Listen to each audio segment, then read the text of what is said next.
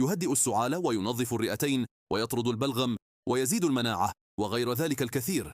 هذه الوصفة علمها طبيب صيني لجدتي وخلصها من كل هذه الأمراض.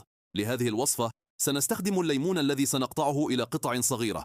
سنحتاج أيضا إلى القليل من الزنجبيل المفروم، هذا ممتاز لتخفيف السعال، له خصائص طاردة للبلغم ومضادة للالتهابات. سنحتاج أيضا إلى 3 فصوص من الثوم المفرومة مع القشر بصلة متوسطة الحجم مفرومة.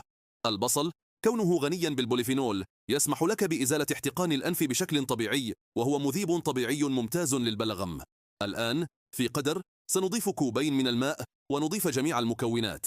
سنتركه يغلي لمدة 11 دقيقة تقريبا. بعد هذا الوقت نصفيه ونقدمه. إذا كنت ترغب في ذلك يمكنك إضافة ملعقة من العسل. يجب شرب كوب منه في الصباح لمدة 7 أيام. شكرا لكم لمشاهدة فيديوهاتنا. كل التوفيق والسداد.